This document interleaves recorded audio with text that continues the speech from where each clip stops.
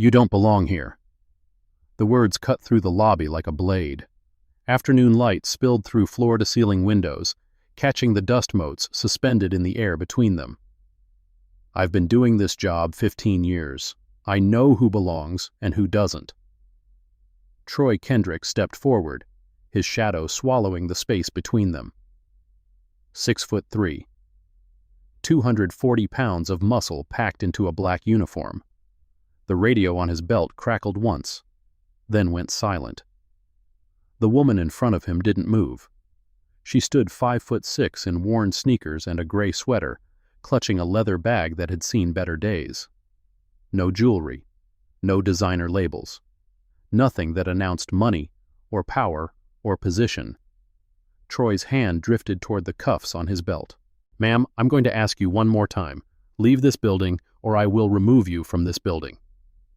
She tilted her head slightly, studied him the way someone might study a puzzle they'd already solved. "You're going to want to check your chain of command, carefully." Troy laughed. The sound bounced off marble floors and glass walls. He didn't know that the chain of command he worked for, the property management company, the security contractor, the entire organizational structure of 1847 Peachtree Street, ended with the woman standing in front of him. He didn't know she'd purchased this building 3 months ago for $14.2 million. He didn't know that every word he was saying, every threat he was making, was being recorded. And in exactly 47 minutes, when he dragged her out of her own lobby in handcuffs, he would set in motion a chain of events that would end his career, expose a decade of discrimination, and trigger a federal investigation. But right now, all Troy Kendrick saw was a black woman who didn't look like she belonged. So he reached for her arm. If you're watching this and haven't subscribed yet, hit that button now. Because what happens next in this building, you're going to want to see how this ends. 4 hours earlier, Yolanda Briggs had walked into 1847 Peachtree Street through the front door like any other visitor. The lobby was everything she remembered from the photographs. Italian marble floors, a water feature along the eastern wall, brass elevator doors polished to mirrors. 12 stories of prime Atlanta commercial real estate, built in 1987 and renovated twice since then. She paused just inside the entrance, pulled a small notebook from her bag, leather-bound, creased from use. Her pen moved across the page in quick, precise strokes. 2 security guards at front desk, 1 roving. Camera positions, northeast corner, above elevator bank, western entrance. Elevator wait time approximately 45 seconds. It was the kind of observation that came naturally to her now. 23 years in commercial real estate had trained her eye to see buildings not as structures, but as systems. Systems that could be optimized, fixed, or, when necessary, completely rebuilt. She didn't announce herself at the security desk, didn't stop to explain her presence. She simply walked toward the elevator bank, her sneakers silent on the marble. "Excuse me." The voice came from behind her. Young, male. The slight upward inflection of someone asking a question they already thought they knew the answer to. She turned. The security guard was early 20s, fresh-faced, his uniform still stiff with newness. His eyes moved from her face to her clothes to her bag and back again, performing calculations she'd seen 1,000 times before. "Do you have an appointment?" 3 people passed between them as he spoke. A white man in a charcoal suit, a white woman with a Hermes bag, another man, older, checking his phone as he walked. None of them stopped. None of them were asked. "I'm here to look around." The guard's expression flickered. Confusion, then something harder. "Look around? This is a private building, ma'am. You can't just—" "Is that the policy?" She gestured toward the sign behind the security desk.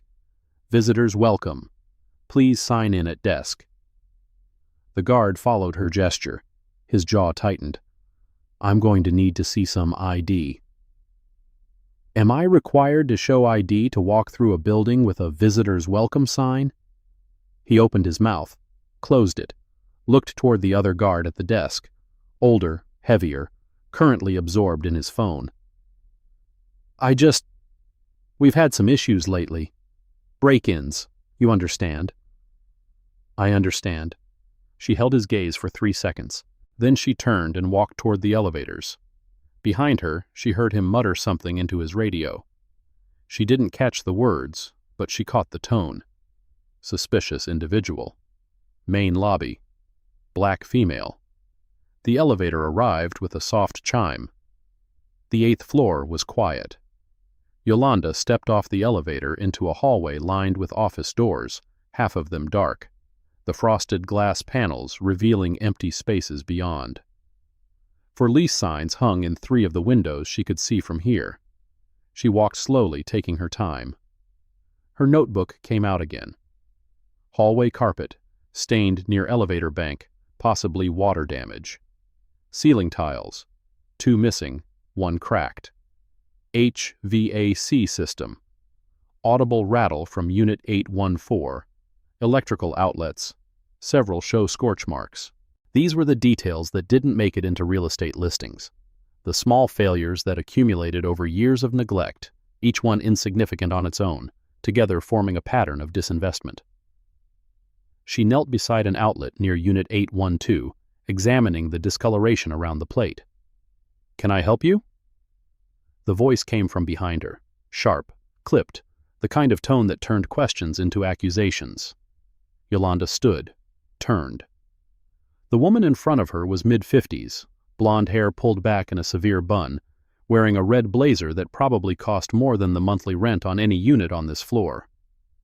Her heels clicked against the tile as she moved closer, each step precise and territorial. "You're on private property. This floor isn't open to the public." "I was looking at the available units." Yolanda gestured toward the 4 lease signs. "We don't do walk-ins." The woman's eyes traveled from Yolanda's sneakers to her sweater to the leather bag hanging from her shoulder. The assessment was quick, thorough, and dismissive. "You need to schedule through our website." "I see. And the website is?" "It's on the sign in the lobby, if you missed it on your way up." A tight smile that didn't reach her eyes. "I'll walk you back to the elevator." "That won't be necessary. I have a few more floors to see."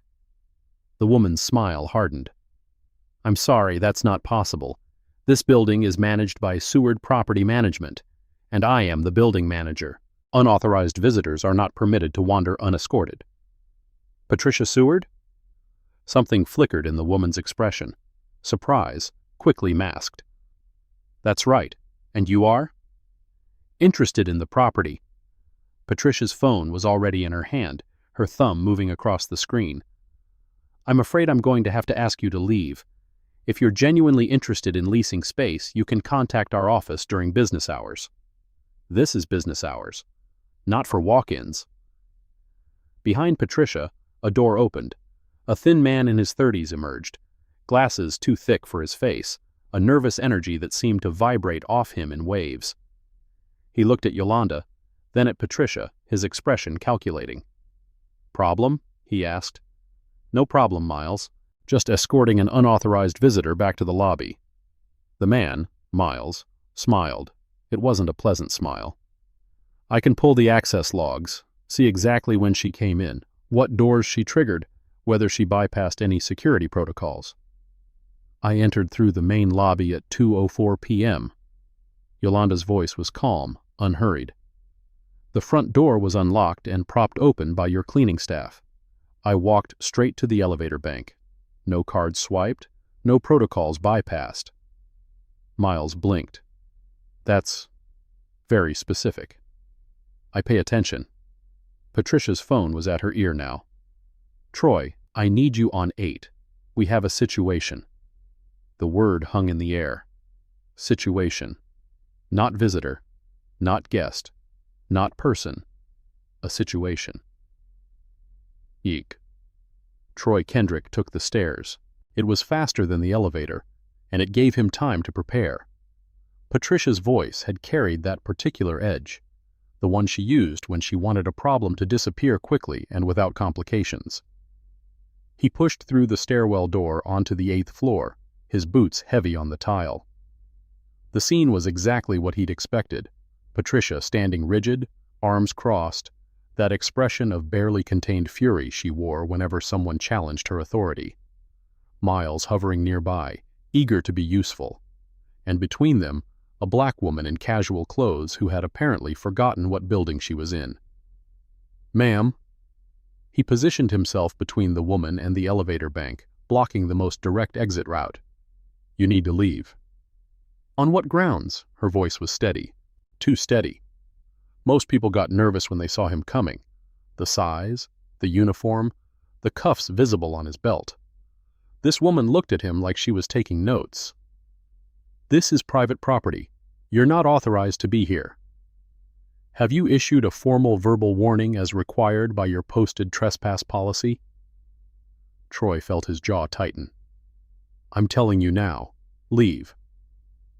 "That's not how the statute works." She reached into her bag.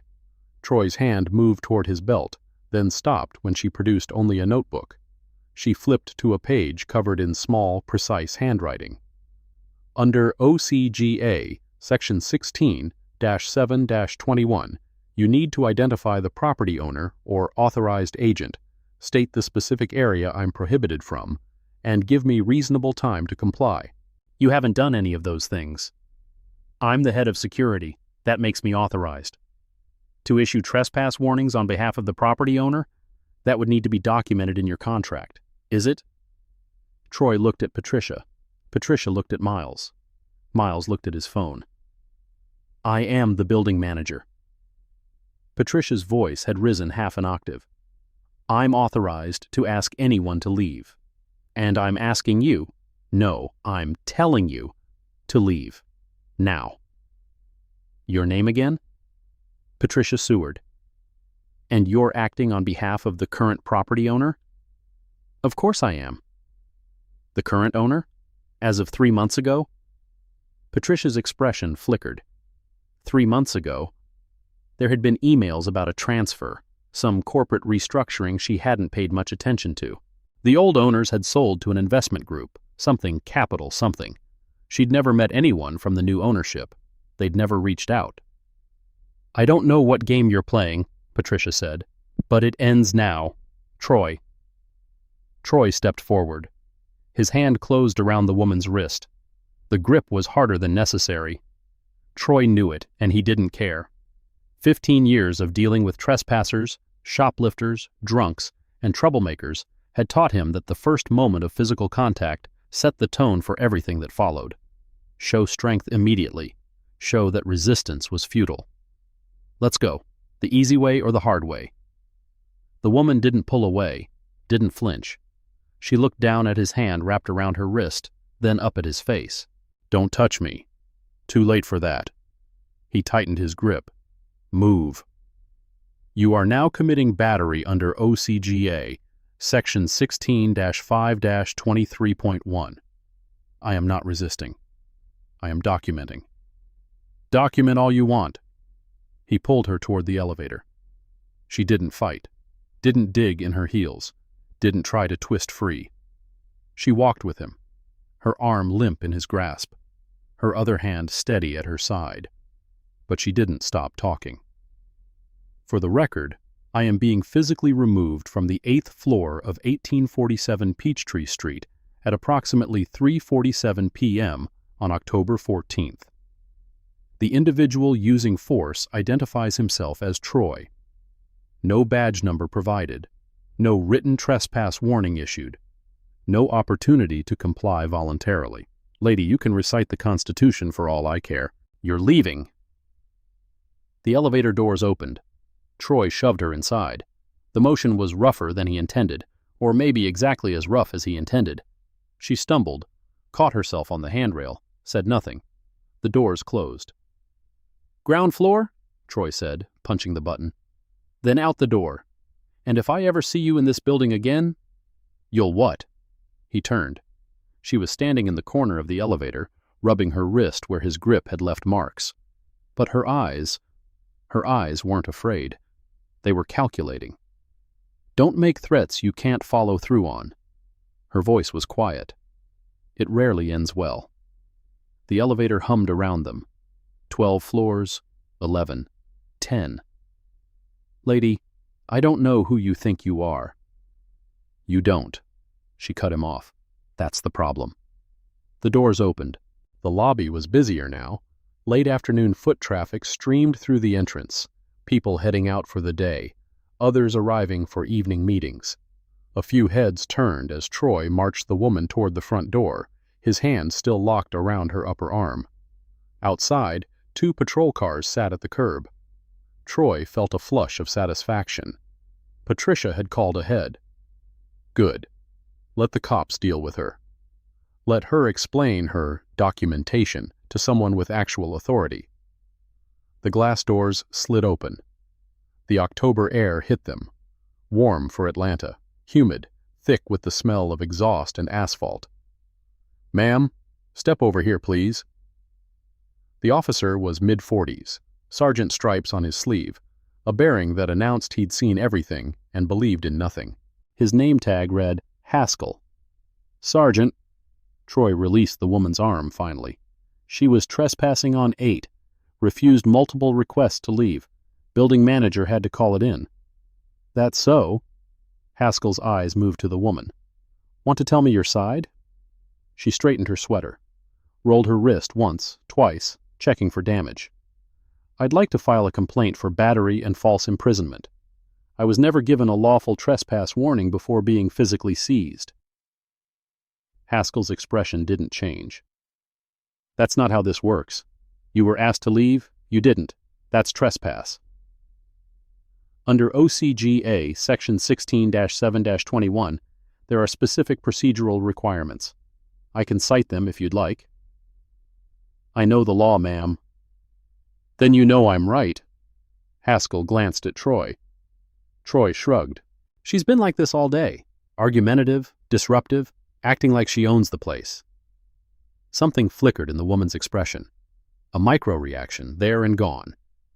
Ma'am, I'm going to need to see some ID. Am I being detained? I'm investigating a trespass complaint. Then you're conducting a Terry stop. Under Terry v. Ohio, you need reasonable, articulable suspicion of criminal activity. What specific facts support your suspicion that I committed trespass, given that I was never issued a lawful warning? Haskell's jaw tightened. Just give me your ID and we can sort this out. I'll provide identification when you articulate the legal basis for your stop. I'm not being difficult. I'm asking you to follow procedure. Procedure. Haskell spat the word. Fine. Troy, you got a statement for me? She entered the building around 2 p.m., was found wandering the 8th floor without authorization. Building manager asked her to leave multiple times. She refused. I escorted her out. Did you issue a verbal trespass warning before making physical contact? Troy hesitated. I told her to leave. That's a request, not a warning. Did you specifically inform her that she was being trespassed from the property, identify your authority to do so, and give her reasonable time to comply? Another hesitation. Longer this time. She wasn't going to comply, I could tell. So that's a no. Haskell turned back to the woman. His expression had shifted.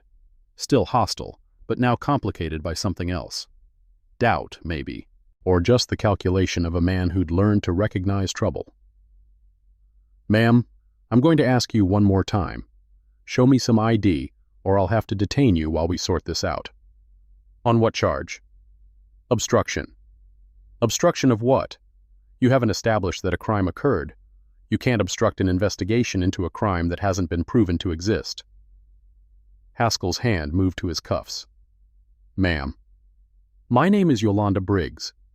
She said it calmly, clearly, loud enough for the gathering crowd on the sidewalk to hear. I entered this building lawfully through an unlocked public entrance. I walked through common areas clearly marked as open to visitors. I was never issued a trespass warning by anyone with documented authority to do so. I was physically seized, forcibly restrained, and removed from the premises by a private security guard with a documented history of excessive force. And now I'm being threatened with arrest by a police sergeant who has failed to establish probable cause for any crime. She reached into her bag. Both Haskell and Troy tensed, hands moving toward weapons, bodies shifting into defensive stances. She pulled out her phone. This conversation has been recorded since the moment I entered the elevator. So has every interaction I've had inside this building today. I suggest you think very carefully about your next move. The silence that followed was absolute. This is where most people would back down. But Yolanda Briggs wasn't most people, and what she was about to reveal would change everything. Keep watching. Patricia Seward emerged from the building like a woman whose kingdom was under siege. She pushed through the glass doors, her heels striking the sidewalk with sharp, percussive clicks, Duncan Foley's voice still buzzing in her ear through the Bluetooth she hadn't bothered to remove. "What's going on out here? Why isn't she in custody?" "Working on it." Haskell's voice was tighter than before. "There are some procedural questions." "Procedural questions?" She was trespassing. She was wandering through my building without authorization, taking notes, photographing God knows what. She could be casing the place for all we know. "Your building?" The woman, Yolanda, she'd called herself, tilted her head. "I thought you were the property manager, not the owner." "It's the same thing." "It's not, actually. Property managers operate under contracts with owners. Those contracts define the scope of their authority, including who has the right to issue trespass warnings." Patricia's face flushed red. "I have been managing this building for 7 years. I know every tenant, every vendor, every maintenance worker. I know who belongs here and who doesn't. And you," she jabbed a finger toward Yolanda, "do not belong here." "Based on what?" "Based on 30 years of experience. Based on the fact that you showed up with no appointment, no ID, no reason to be here other than looking around. Based on the fact that you're clearly not a tenant, not a vendor, not anyone who has legitimate business in this building." "You determined all that how? By looking at me?" Patricia's mouth opened, closed. She turned to Haskell. "Sergeant, I want her arrested. Trespassing, obstruction, whatever you can charge her with. She's been disrupting my business all afternoon. She assaulted my security guard." "I didn't assault anyone." Yolanda's voice was still calm. "I removed my arm from an unlawful restraint using passive resistance. No strikes, no pushes, no kicks. It's on camera." Troy stepped forward. "She twisted out of my grip. I call that assault." "Then you should review the legal definition of assault under Georgia law. Physical contact isn't assault unless it causes harm or creates apprehension of harm. Pulling away from someone who's grabbed you without legal authority is self-defense." "Without legal—" Troy's voice rose. "I'm the head of security. I have the authority to remove anyone who—" "Show me the document." "What?" "Show me the document that grants you the authority to physically remove visitors from the building without a proper trespass warning. Show me your contract with the property owner. Show me the delegation of authority from the owner to the property manager to you." Troy looked at Patricia. Patricia looked at Haskell. Haskell looked at the crowd that was growing on the sidewalk, phones out, recording. "We don't have to show you anything." Patricia's voice had become shrill. "This is a private matter. It stopped being private when your employee put his hands on me. It stopped being private when you called 911 and made false statements about a suspicious person. It stopped being private when a police sergeant arrived and failed to conduct a lawful investigation." "False statements? False statements?" Patricia stepped closer, close enough that Yolanda could smell her perfume, something expensive and floral, incongruously delicate for the venom in her voice. "I saw you, walking around like you owned the place, taking notes, acting like you had every right to be here. I know what that looks like. I've seen it before." "What does it look like?" "You know exactly what it looks like." "Say it." Patricia's jaw tightened. "You were trespassing. That's what it looks like." "No, that's not what you were going to say." The silence stretched between them. The crowd on the sidewalk had grown larger, 20, 30 people now, most of them with phones raised. "I think we all know," Yolanda said quietly, "what you really meant." The handcuffs clicked shut at 4:12 p.m. Troy made sure they were tight, tight enough to leave marks, tight enough that she'd remember this moment for days afterward. He spun her around, grabbed her arm, and pushed her toward the patrol car. "Troy," Haskell's voice was sharp. "Take it easy." She resisted. "She's in cuffs. She's not resisting now." Troy's grip loosened fractionally, but his face was flushed, his breathing heavy, the adrenaline of confrontation still coursing through him. "For the record," Yolanda said, her voice steady despite the metal biting into her wrists, "I am being detained at 4:12 p.m. Charges stated, trespass and obstruction. I have not been read my rights. I dispute both charges and reserve all legal claims. You'll have plenty of time to dispute at the station." Troy opened the patrol car's rear door. "Get in." "Troy," Haskell again. "I said easy." "I'm being easy." He pushed her toward the open door. She stumbled, the motion sudden, the pavement uneven beneath her feet. Her shoulder struck the doorframe. Pain flashed across her face, quickly controlled. "Ma'am, watch your step." Troy's voice was mock solicitous. "Wouldn't want you to hurt yourself." A voice from the crowd. "That's assault. We're recording."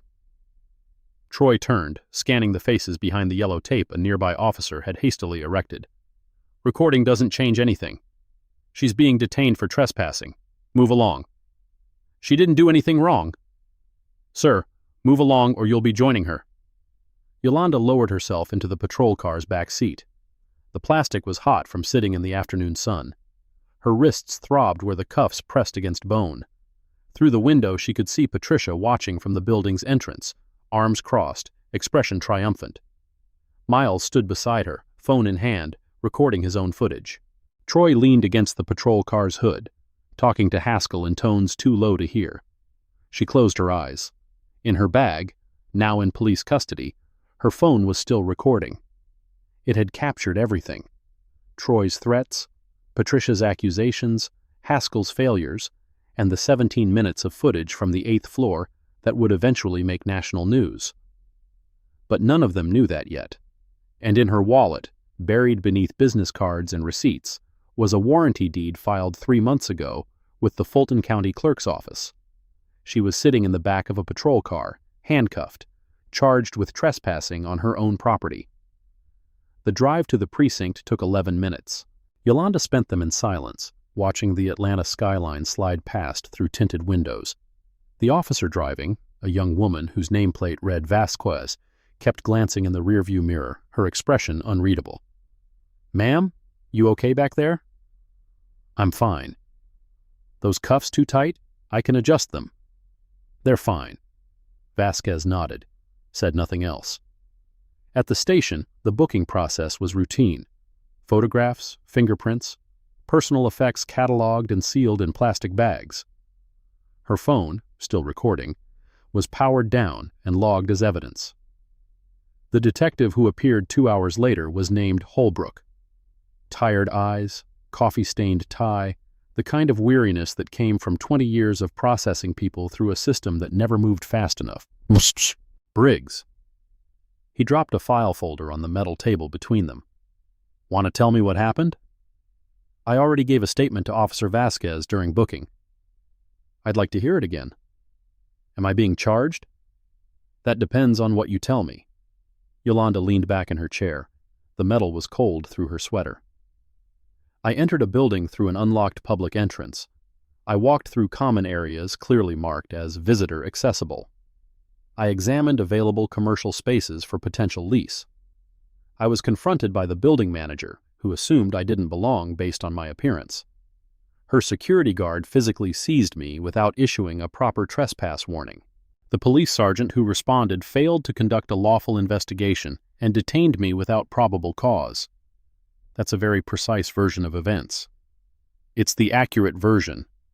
Holbrook opened the file folder. Inside were printed photographs, stills from security cameras. "These show you wandering through the 8th floor for approximately 47 minutes, taking photographs, making notes. The building manager says you were casing the property." The building manager assumed I was a criminal because I'm black and wasn't dressed expensively enough for her taste. That's not evidence, that's prejudice. Strong words. Accurate words. Check the 911 call. Check how she described me. Holbrook's expression flickered. I have the transcript. Then you know. Silence. Holbrook closed the folder. Ms. Briggs, I'm going to be straight with you. The trespassing charge is shaky. The building's posted policy welcomes visitors. The security footage shows you entered through an unlocked door that was propped open. The 911 call. He paused. Doesn't look like she belongs isn't probable cause. We both know that. Then why am I still here? Because Sergeant Haskell wants this to stick. Because the property manager has political connections. Because the security guard used to be one of ours, and some people in this building don't like seeing their own embarrassed. Troy Kendrick was APD? Terminated in 2019. Excessive force. He's been bouncing around private security ever since. Yolanda nodded slowly. So the man who put his hands on me, who seized my wrist, shoved me into an elevator, tightened handcuffs until they left marks, was already removed from law enforcement for using too much force.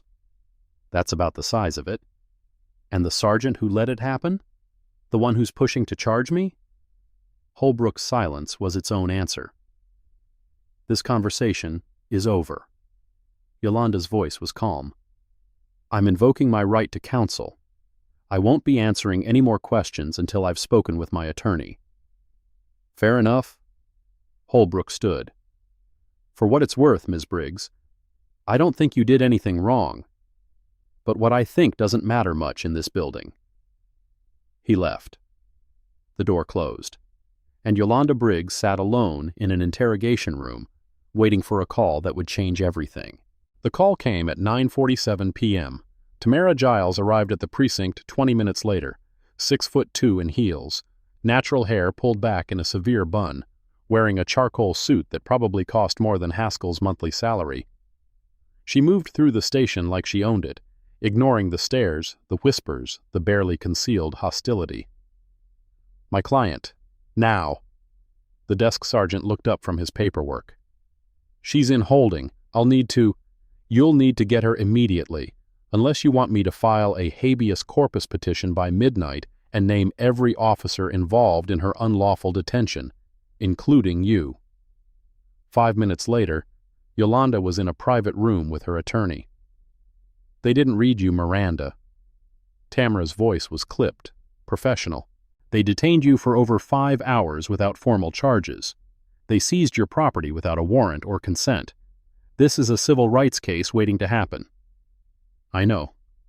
You also have, according to the inventory they gave me, a recording device that captured the entire incident. I know that too. Tamara paused, looked at her client more closely. You expected this to happen. I expected something like it. I didn't know the specifics. And you went in anyway. I went in because of it. I needed to see for myself how they operate. I needed documentation. Tamara leaned forward. Yolanda, what exactly is your connection to that building? Silence. A long moment where something unspoken passed between them. Get my bag from evidence. There's a document in my wallet I need you to see. At 11:23 p.m., Tamara Giles returned to the interrogation room where Detective Holbrook was reviewing paperwork. She placed a single sheet of paper on the table in front of him. Read this. Holbrook frowned, picked up the document. Warranty deed, Fulton County Clerk's Office. Filed July 15th of this year. His eyes scanned the text. This deed conveys all rights, title, and interest in the property known as 1847 Peachtree Street, Atlanta, Georgia, from Peachtree Holdings, LLC to Briggs Capital Investments, LLC. Sole member, Yolanda Elise Briggs. Holbrook read it twice, 3 times. Then he looked up. She owns it? She's owned it for 3 months. The incident today, the trespassing charge, the battery by Troy Kendrick, the false arrest, occurred on her own property. Every single action taken against her was predicated on the assumption that she didn't belong in a building she owns. Holbrook's face had gone pale. "Get the sergeant," Tamara said quietly. "Now." They dragged her out of her own building in handcuffs. They charged her with trespassing on property she paid $14 million for. And in a moment, everything they thought they knew is about to collapse. Subscribe and turn on notifications. This is just getting started. Haskell didn't believe it. He sat across from Tamara Giles in interview room 3, the warranty deed spread between them, his face cycling through disbelief, confusion, and something that looked a lot like fear. This could be forged. It was filed with the Fulton County Clerk's office. The recording number is right there. Call them in the morning and verify. I'll wait. The building manager, Seward, she never mentioned any ownership change. Property managers don't always meet the owners, especially when the owners want to remain anonymous. Ms. Briggs purchased the building through an LLC specifically to evaluate operations without bias. She wanted to see how her property was being managed. What she found was discrimination, assault, and a systemic pattern of targeting black visitors and tenants. That's speculation. It's documented. And when I obtain the full discovery package, including internal emails, 911 records, and bodycam footage from your officers, it will be proven. Haskell's jaw tightened. This doesn't change what happened. She was acting suspicious. She was wandering through a building taking notes, refusing to identify herself. She was inspecting her own property. She had no obligation to explain herself to anyone. The building manager assumed she was a criminal based on her race and her clothing. Your security guard assumed he had the right to put his hands on her. And you, Tamara's voice sharpened, assumed you could detain her without probable cause because she didn't look like someone who belonged. I was responding to a complaint. You were enforcing prejudice. And when the Department of Justice reviews this incident, and they will review it, they'll see exactly what happened here. Haskell stood abruptly. She's being released. No charges filed. That's a start, but we're not done. Ms. Giles, my client was battered, falsely imprisoned, falsely arrested, and held for over 5 hours without cause. Her wrists are bruised from handcuffs applied with excessive force. Her property was seized without warrant. She was humiliated in public, in front of dozens of witnesses. Releasing her without charges doesn't erase any of that. Haskell said nothing.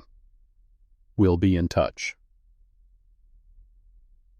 Yolanda walked out of the precinct at 12:17 a.m. The October air had cooled, the humidity giving way to the crisp edge of approaching winter. She stood on the steps for a moment, breathing deeply, feeling the night settle around her.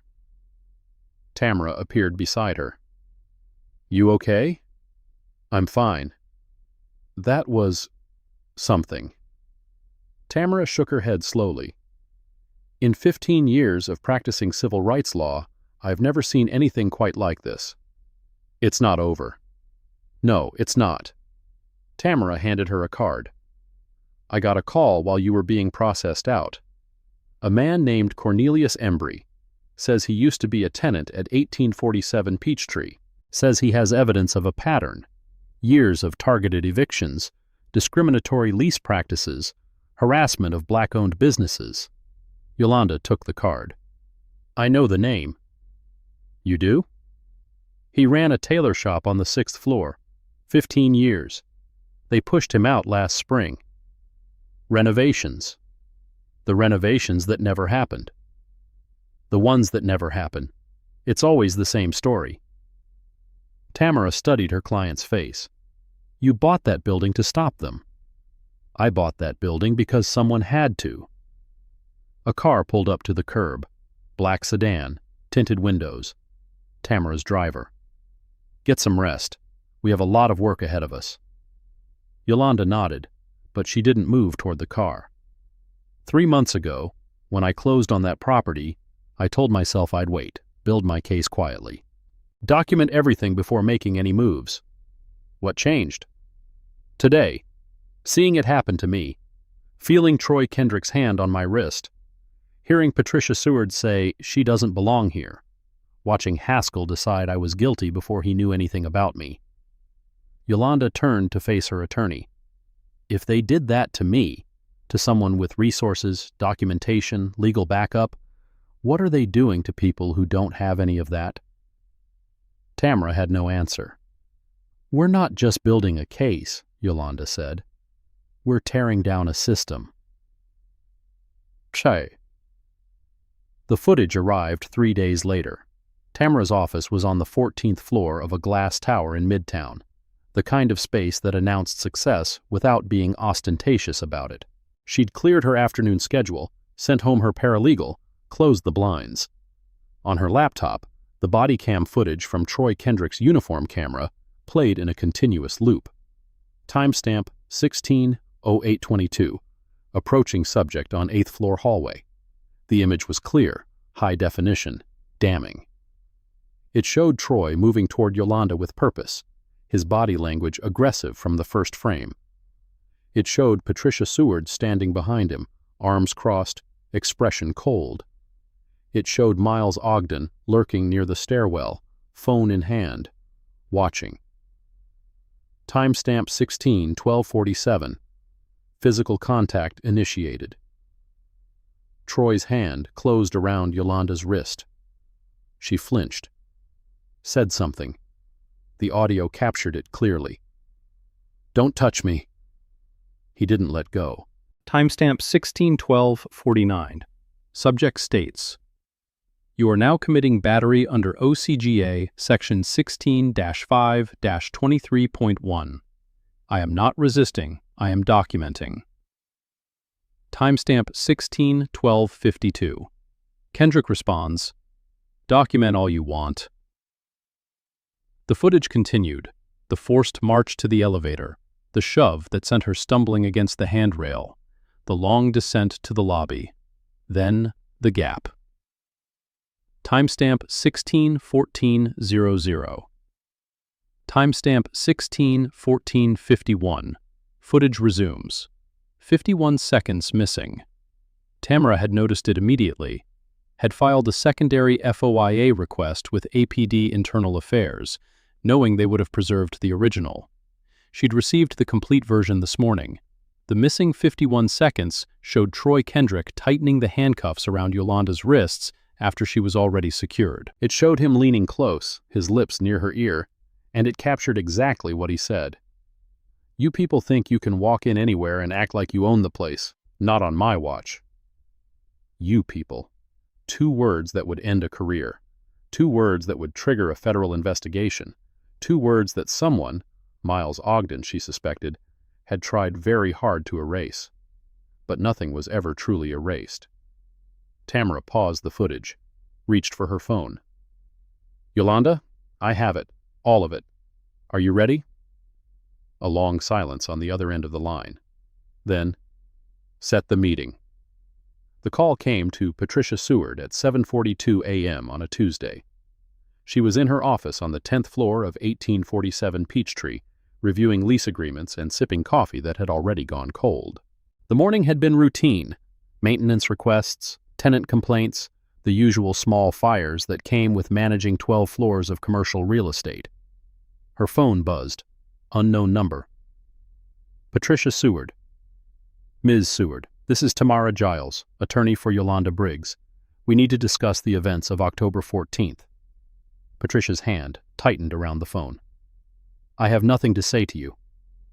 "That's unfortunate, because I have quite a lot to say to you, including the fact that your employee assaulted and falsely imprisoned the owner of the building you manage." "The what?" "The owner, Ms. Seward. Yolanda Briggs purchased 1847 Peachtree Street on July 15th of this year. She owns the building, she owns the property, and technically, she owns your contract, which means you work for her." The silence stretched. That's not possible." "I have the deed in front of me. Warranty deed. Fulton County Clerk's Office, file number 2024-FC-78421. Would you like the recording number?" Patricia's hand was shaking now. "I was never told." "You were never told because Ms. Briggs wanted to evaluate your performance without your knowledge. She wanted to see how you treated visitors. how you treated people who didn't look like they belonged, and you showed her exactly who you are. I need to call legal. You should do that. You should also know that we've obtained the complete bodycam footage from October 14th, including the 51 seconds that someone tried to delete, including Mr. Kendrick's statement about you people.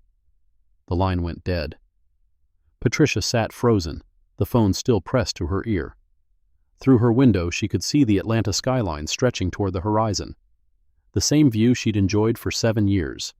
The same office she'd decorated with photos of her family, awards from the Chamber of Commerce, a framed letter from the mayor thanking her for her community service. All of it, everything she'd built, was about to collapse. And somewhere in this building, on a floor she'd never visited, the woman she'd tried to have arrested was already planning what came next. The evidence mounted. Over the following 3 weeks, Tamara Giles built her case with surgical precision. Discovery requests yielded internal emails dating back years, a paper trail of discrimination that Patricia Seward had never bothered to hide. March 3rd, Patricia Seward to Miles Ogden. Cornelius Embry is behind on rent again. Find something in his lease we can use. I want him out by summer. April 19th, Patricia Seward to Duncan Foley. The new owners want a different tenant mix. You know what that means. Start with the 6th floor. August 22nd, Miles Ogden to Patricia Seward. The Hendricks family filed another noise complaint. This is the 4th one this month. Response from Patricia. Document everything. When we have enough, we terminate the lease for cause. The Hendricks family ran a daycare center. The noise was children playing. September 2nd, Miles Ogden to Patricia Seward. Still no direct contact from the new owner. Weird. Should we be worried? Response from Patricia. They're probably just investors. Keep doing what we're doing. Keep doing what we're doing.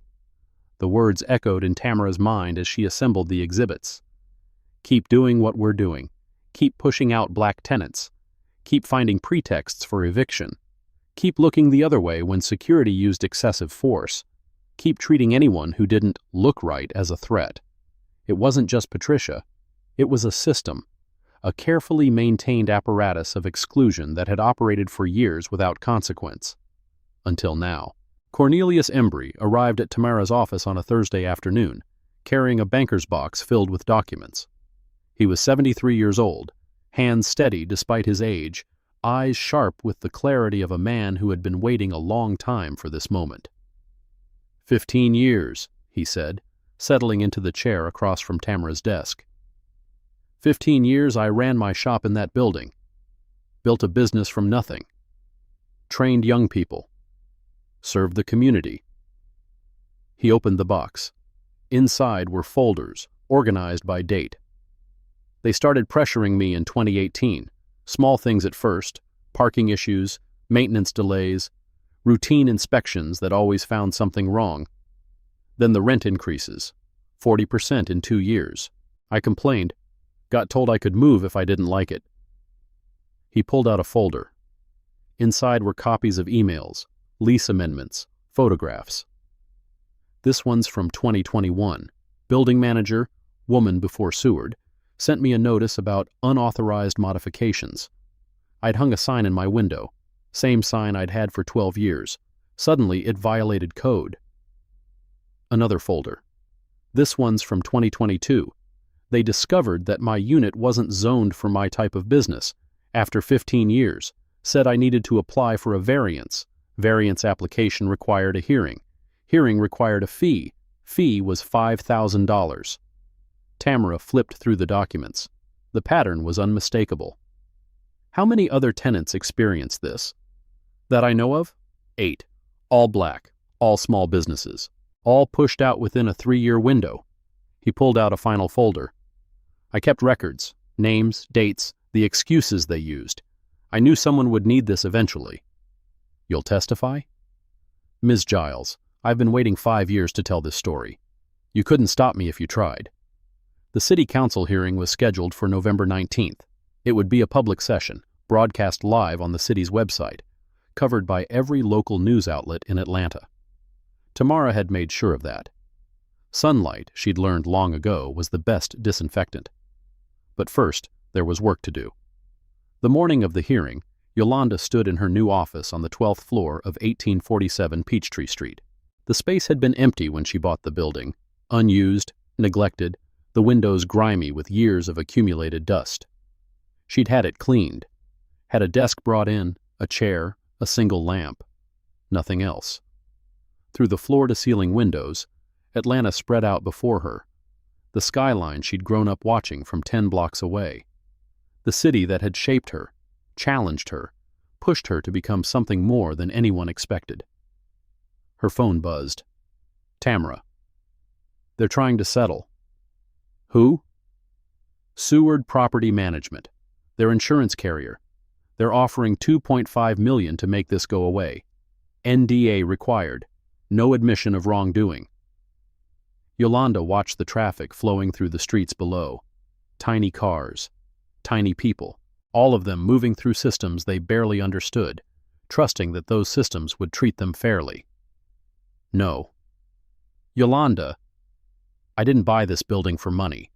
I didn't document what happened to me for money, and I'm not going to let them buy silence for $2.5 million when what they did, what they've been doing for years, hurt people who can't afford lawyers, who don't have documentation, who were pushed out and never knew they had the right to fight back.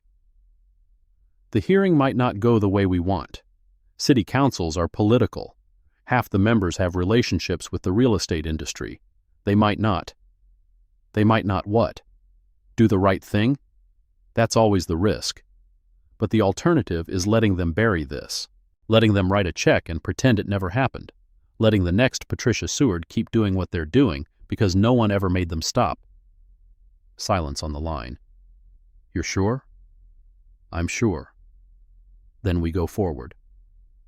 The night before the hearing, Yolanda sat alone in her office. The building was quiet. Most of the tenants had gone home hours ago. Outside, the city lights glittered against the darkness, a constellation of windows and street lamps and headlights that stretched to the horizon. She pulled out her phone, scrolled through the photos she'd taken that first day, October 14th.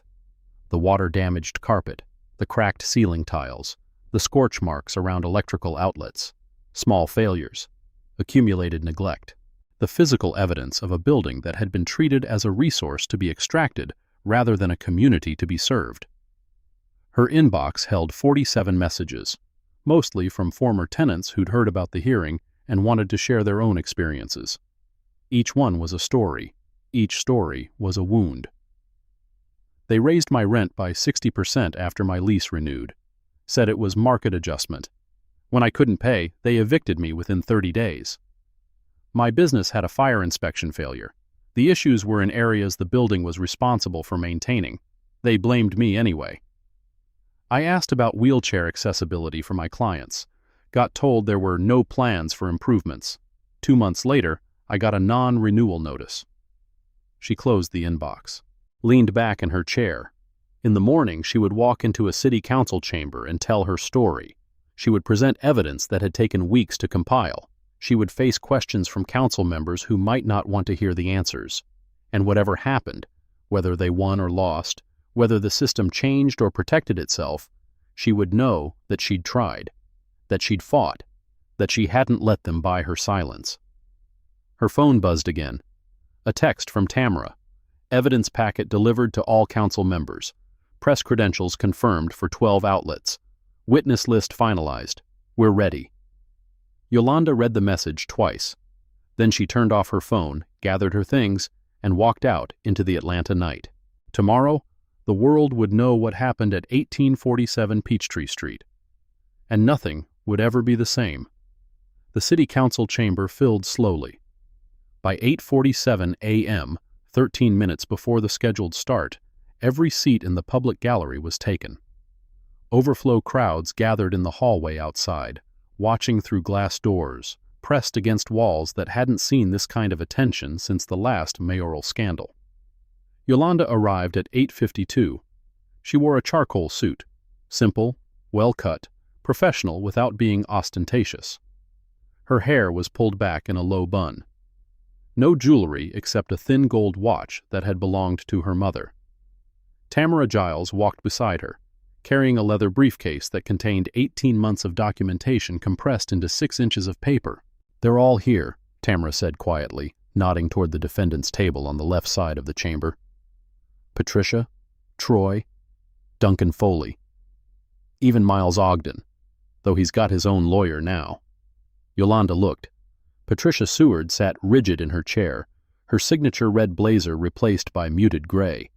Her face was carefully blank, the expression of someone who had spent the past 5 weeks practicing how to show nothing at all.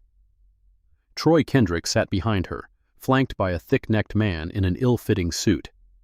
Union representative, probably.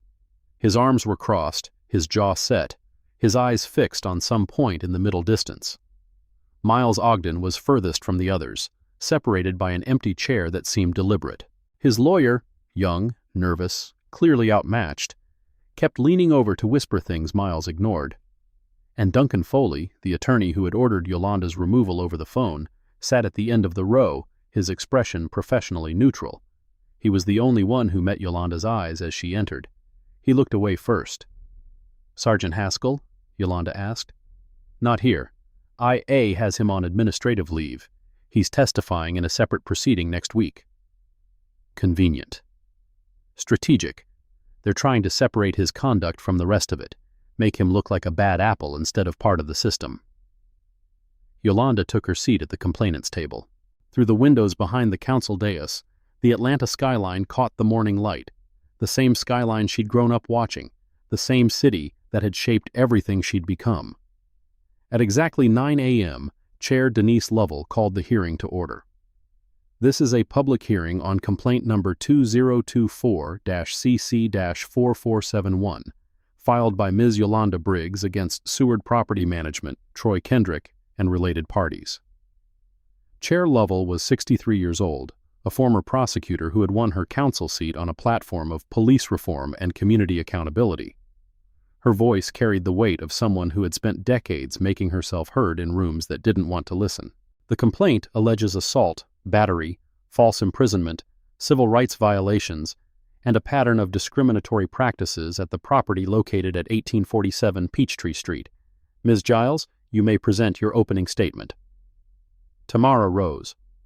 "Thank you, Chair Lovell, members of the council." She moved to the center of the chamber, positioning herself where everyone, the council, the defendants, the cameras, could see her clearly. On October 14th of this year, my client entered a building she owns. She walked through a door that was unlocked and marked "Visitors Welcome." She examined available commercial spaces on a floor clearly designated for lease. She took notes. She observed. She did what any property owner would do when evaluating their investment. Tamara paused. Let the silence build. For this, she was confronted by a building manager who decided, based on nothing more than my client's race and her clothing, that she didn't belong. She was physically seized by a security guard who never issued a proper trespass warning. She was dragged through a lobby full of witnesses. She was handcuffed, arrested, detained for over 5 hours, and charged with trespassing on her own property. A murmur rippled through the gallery. Chair Lovell raised a hand for quiet. But this hearing is not just about what happened to Yolanda Briggs. It's about what has been happening at 1847 Peachtree Street for years. It's about a pattern of discrimination that pushed out black tenants, black businesses, black families, all under the cover of lease adjustments and renovations and market conditions. It's about a system that operated with impunity because no one with resources had ever forced them into the light. She turned to face the defendant's table directly. Today, that changes. The first exhibit was the warranty deed. Tamara displayed it on the chamber's projection screen. The document that had been filed with Fulton County 3 months before the incident. The document that Patricia Seward had never bothered to review. The document that changed everything. Exhibit A, warranty deed for the property at 1847 Peachtree Street, filed with the Fulton County Clerk's Office on July 15th of this year. She read the key passage aloud, her voice clear and steady. This deed conveys all rights, title, and interest in the property known as 1847 Peachtree Street Atlanta, Georgia, from Peachtree Holdings, LLC, to Briggs Capital Investments, LLC. Sole member, Yolanda Elise Briggs. Patricia's face had gone pale. Her lawyer, Duncan Foley, was scribbling furiously on a legal pad. My client has owned this building for 3 months. She purchased it through an LLC specifically to evaluate operations without bias. She wanted to see how her property was being managed, what kind of environment her tenants were living and working in, how visitors were treated. Tamara advanced to the next slide. What she found was this. The 911 recording played through the chamber's speakers. Patricia's voice, sharp and clipped, filled the room. There's a suspicious person in our building. She's refusing to leave. She might be, I don't know, casing the place. She doesn't look like she belongs here. The dispatcher's response. Can you describe the individual? Black female, late 30s, dressed casually, taking notes. It's suspicious. The recording ended. The silence that followed was absolute. Doesn't look like she belongs, Tamara repeated. Based on what? What evidence did Ms. Seward have that my client was a threat? What behavior justified calling 911? Taking notes? Walking through public areas of a building marked as visitor accessible? She turned to the counsel. We all know what doesn't look like she belongs means.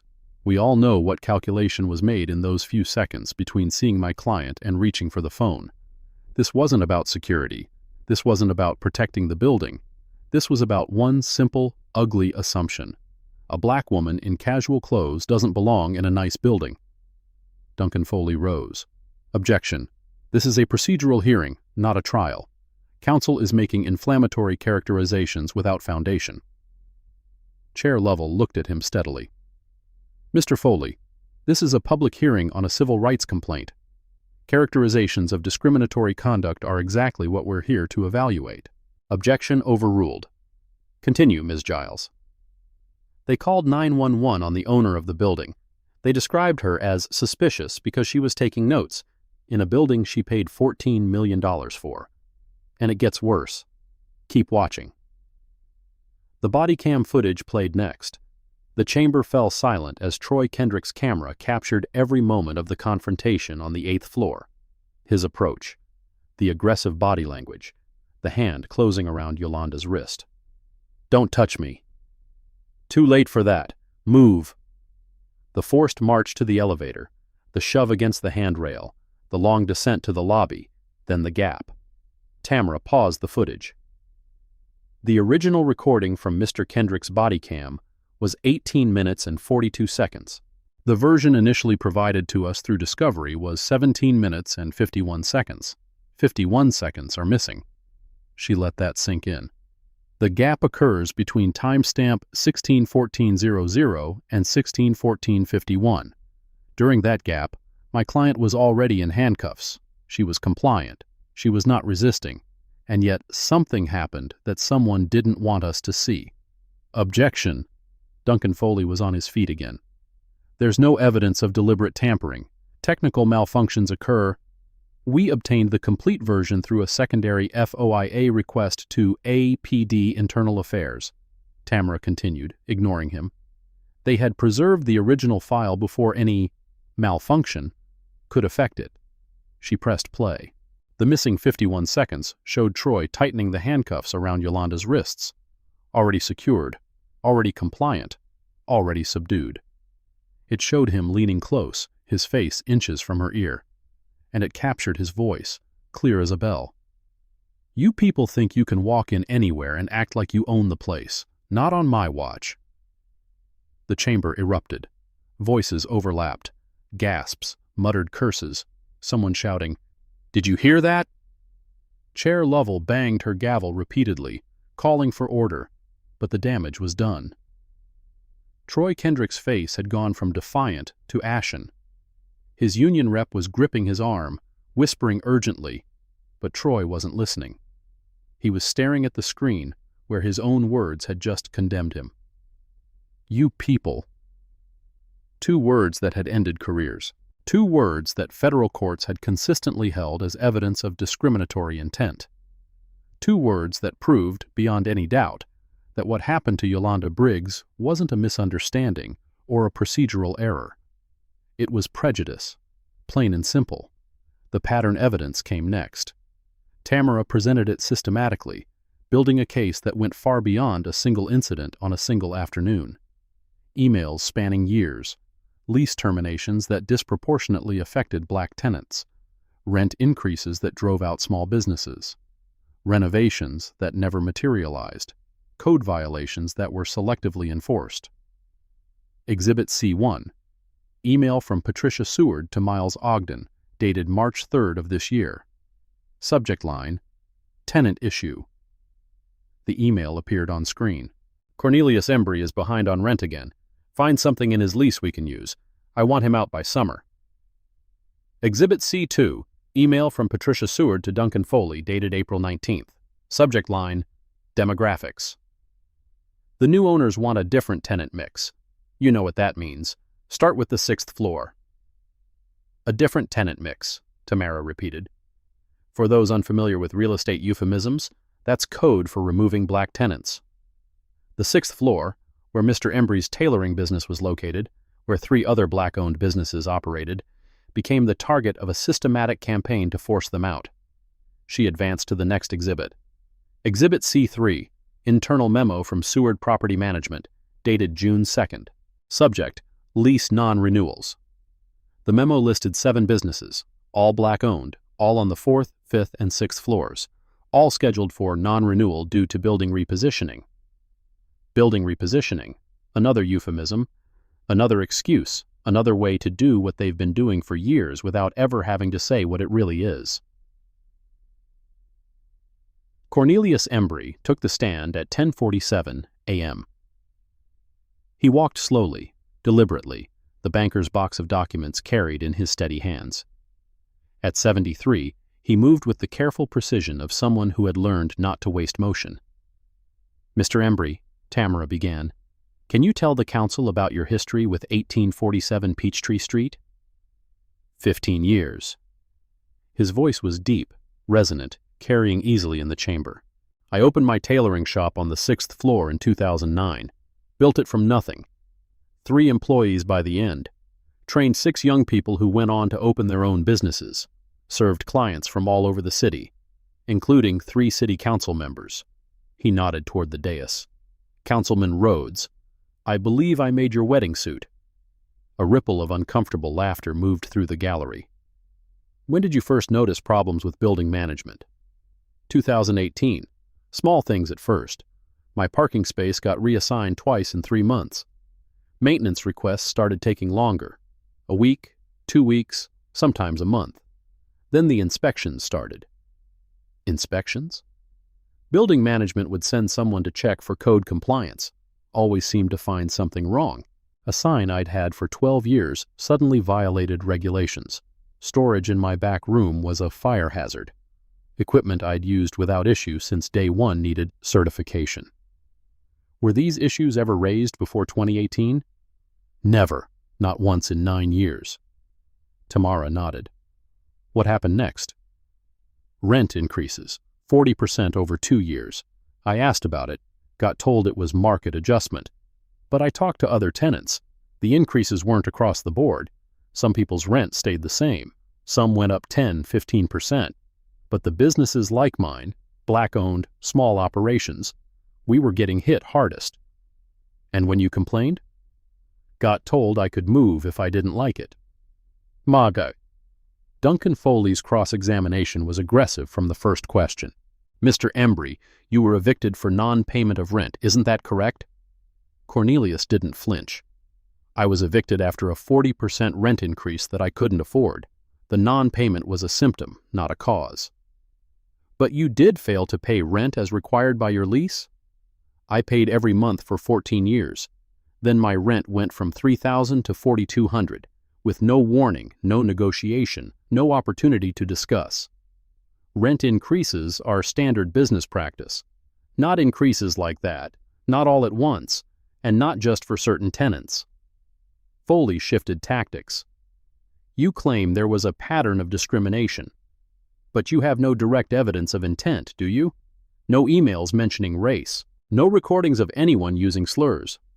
A different tenant mix. That's what the emails say. Cornelius leaned forward. You think people put discrimination in writing? You think they send emails saying, let's get rid of the black folks? They use code words, demographics, repositioning, market conditions. But we all know what it means. We've always known. That's speculation. That's experience. 73 years of it. Foley opened his mouth to respond, closed it, looked at the council members, several of whom were watching Cornelius with expressions that suggested they'd heard enough. No further questions. The recess came at noon. Yolanda stood in the hallway outside the chamber, drinking water from a paper cup, watching the crowds move around her. Reporters clustered near the doors, cameras and microphones at the ready. Former tenants who had come to testify sat in small groups comparing notes, sharing stories. Ms. Briggs. She turned. Troy Kendrick stood 3 feet away, his union rep hovering behind him like a nervous shadow. His face was flushed, his hands clenched at his sides. You think you've won something? His voice was low, controlled, but the anger underneath was obvious. You think this changes anything? I think the truth has a way of mattering. The truth? He laughed, a harsh sound with no humor in it. The truth is you came into that building looking for trouble. You wanted this to happen. You set the whole thing up so you could play victim. I walked through a door. You put your hands on me. Because you wouldn't leave. Because I had no obligation to leave. Because your assumptions about who I was and what I was doing were wrong. Because you saw a black woman in casual clothes and decided she was a threat. Troy stepped closer. His union rep grabbed his arm, but he shook it off. I did my job. I protected that building for 15 years. I kept people safe. And now you're going to destroy my career because... What? Because I used the wrong words? Because I was firm with someone who was being difficult? You called me you people.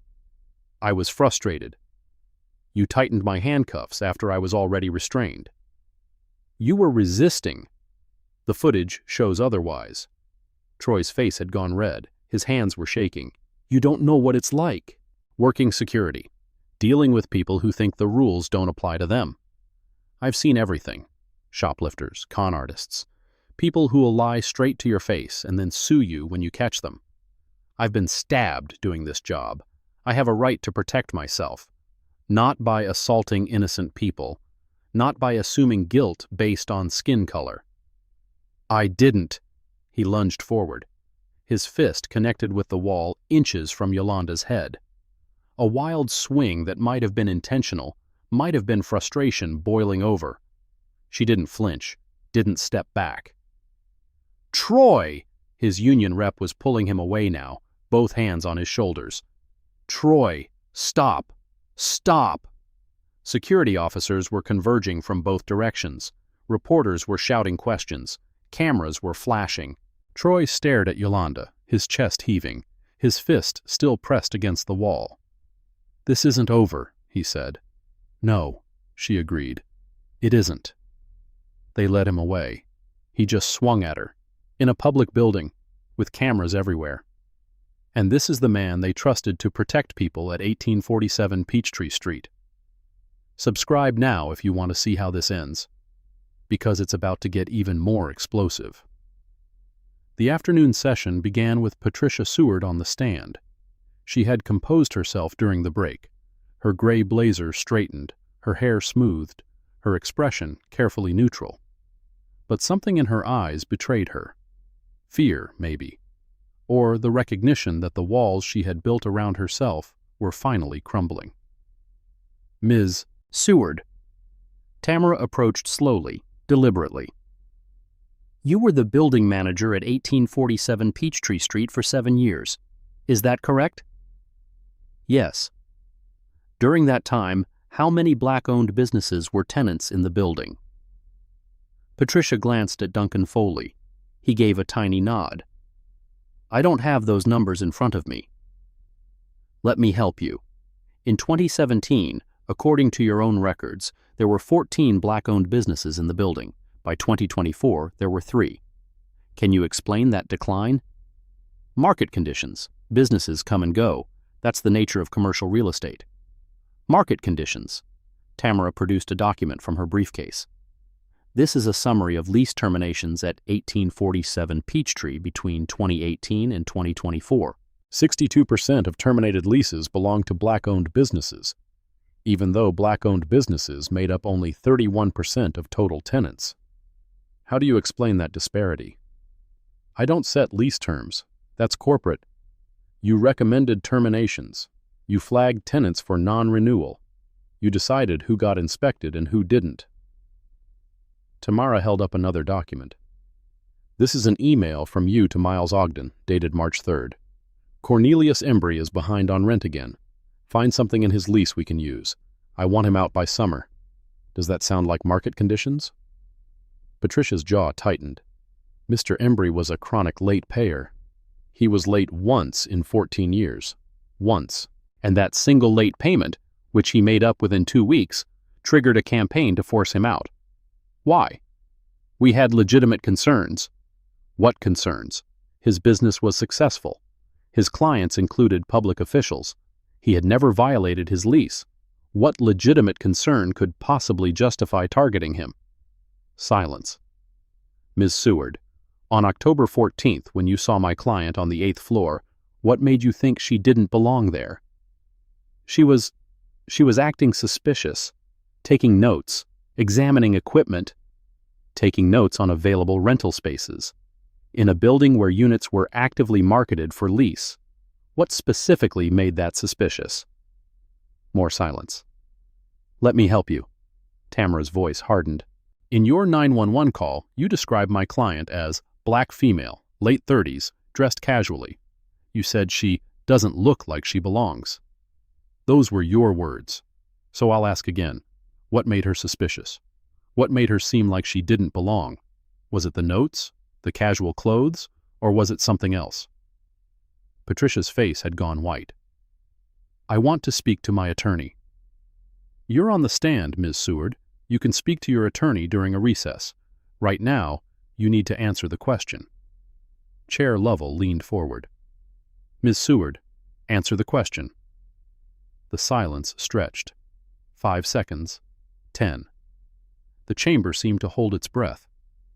I made a judgment call, Patricia said finally, based on my experience, based on patterns I've seen over 30 years in this industry. I was trying to protect the building. Protect the building from what? From the woman who owns it? Patricia had no answer. No further questions. Miles Ogden's turn came at 3:15 p.m. He looked smaller somehow, hunched in the witness chair, his thick glasses reflecting the chamber lights. His lawyer, a young woman named Rebecca Schultz, who had clearly not anticipated being in this situation, sat rigid at the defendant's table. Mr. Ogden? Tamara stood at a careful distance, her voice almost gentle. You were the IT manager for Seward Property Management. Part of your responsibilities included maintaining surveillance systems and access logs for 1847 Peachtree Street. Is that correct? Yes. On October 15th, the day after the incident involving my client, you accessed a file on the APD server, a bodycam recording from Troy Kendrick's camera. Can you explain that? Miles glanced at his lawyer. She nodded slightly. I was checking security footage, standard procedure after an incident. But this wasn't your security footage. This was APD evidence, stored on a police server. How did you access it? Silence. Mr. Ogden, we have server logs that show an external IP address, traced to your office network, accessing that specific file at 2:34 a.m. on October 15th. Did you access that file? I might have. Did you access that file? Yes. And what did you do when you accessed it? Miles's hands were shaking. I want to invoke my Fifth Amendment right against self-incrimination. The chamber buzzed. Chair Lovell banged her gavel.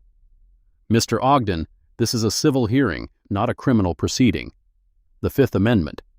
My client has the right to decline answering questions that might incriminate him, Rebecca Schultz interrupted. Given that the district attorney's office is investigating potential obstruction of justice charges, we're advising him to exercise that right. Tamara nodded slowly. I understand. Let me ask a different question then. Mr. Ogden, are you aware that the original bodycam footage was 18 minutes and 42 seconds, but the version initially provided to us was only 17 minutes and 51 seconds? I invoke the fifth. Are you aware that the missing 51 seconds contained footage of Mr. Kendrick making a racially charged statement? I invoke the fifth. Did you delete that footage? I invoke the fifth. Did anyone instruct you to delete that footage? Miles's eyes flickered, just for a moment, toward Patricia Seward. I invoke the fifth. Tamara let the silence hang. No further questions. The afternoon wore on. 3 more witnesses testified, former tenants who had been pushed out, maintenance workers who had witnessed discriminatory treatment, a former employee of Seward Property Management who had quit over ethical concerns and was now willing to go on record. Each testimony added another layer to the pattern. Each story reinforced what Cornelius Embry had said. This wasn't about one incident. This was about a system. At 5:47 p.m., Chair Lovell called for a brief recess before closing statements.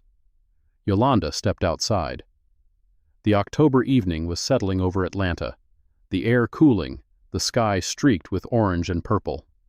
She stood on the steps of the council building, watching the traffic flow past, the people moving through their ordinary lives. You're going to win, she turned. Duncan Foley stood a few feet away, his briefcase hanging from one hand. He looked tired, the kind of tired that came from fighting a battle you knew was already lost. Am I? The council's not going to rule against you. The evidence is too clear. The footage, the emails, the pattern, it's all there. He shook his head. I've been doing this for 25 years. I know what a losing case looks like. Then why did you fight it? Because that's my job.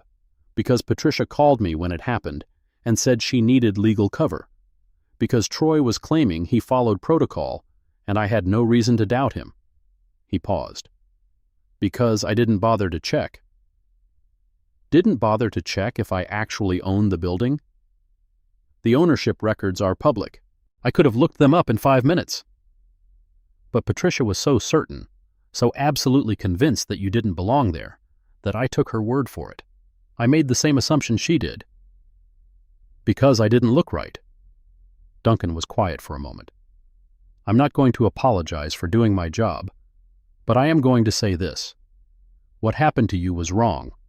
The way Patricia handled it, the way Troy handled it, the way Haskell handled it. It was all wrong. And if I had done my due diligence before making that phone call, before telling Troy to remove her and sort out the legalities later, he trailed off. You're worried about your license. I'm worried about a lot of things. He met her eyes. For what it's worth, which isn't much, I know, I believe you're telling the truth. About all of it, the discrimination, the pattern, the years of pushing people out. I just wish I'd believed it before I helped them do it to you. He turned and walked back inside. Closing statements began at 6:15 p.m. Tamara went first. Members of the council, we've heard a lot today. We've heard about policies and procedures, market conditions, and business decisions. We've heard people invoke their rights against self-incrimination rather than answer simple questions. We've heard explanations that don't explain and justifications that don't justify. But underneath all of that, there's something very simple at the heart of this case. A black woman walked into a building she owns. She was treated like a criminal because of how she looked. She was seized, handcuffed, arrested, and detained on her own property. And this didn't happen in a vacuum. It happened because there was a system in place that allowed it. A system that had been pushing out black tenants for years. A system that assumed certain people didn't belong and found ways to make them leave. A system that operated without accountability because no one ever forced it into the light. Today, we forced it into the light. Today, the people responsible for that system had to answer questions under oath, in public, with cameras recording every word. Some of them refused to answer. Some of them tried to deflect. Some of them are still insisting they did nothing wrong. But we have the evidence. We have the footage. We have the emails. We have 15 witnesses who came forward to tell their stories, at risk to themselves, because they believed the truth mattered. We're not asking you to destroy anyone. We're asking you to acknowledge what happened, to hold people accountable, to send a message that this kind of discrimination, whether it happens in a building in Atlanta or anywhere else in this country, will not be tolerated. Thank you. Duncan Foley's closing was brief. He stood at the center of the chamber, looking more tired than defiant, and spoke for less than 5 minutes. My client, Patricia Seward, made a judgment call on October 14th. It was the wrong call. The procedures that should have been followed were not followed. The assumptions that were made were not justified. But I would ask the council to consider context. Ms. Seward has managed that building for 7 years without a single complaint filed against her. Mr. Kendrick had no disciplinary actions on his record with Seward Property Management. These are not people who set out to do harm. They made mistakes, serious mistakes. And there will be consequences for those mistakes. There should be consequences. But I would ask the council to distinguish between malice and error, between discrimination and misjudgment, between a pattern and an incident. Thank you. The council deliberated for 43 minutes. Chair Lovell returned to the dais at 7:12 p.m., the other council members filing in behind her. The chamber had somehow grown even more crowded during the recess. Word had spread, people had come from across the city to hear the verdict. This council has reviewed the evidence presented today, including testimony from 12 witnesses, documentary evidence spanning 6 years, and audio-visual recordings of the incident in question. She paused. The chamber was absolutely silent. We find that Patricia Seward, Troy Kendrick, and Miles Ogden engaged in conduct that violated the civil rights of Yolanda Briggs.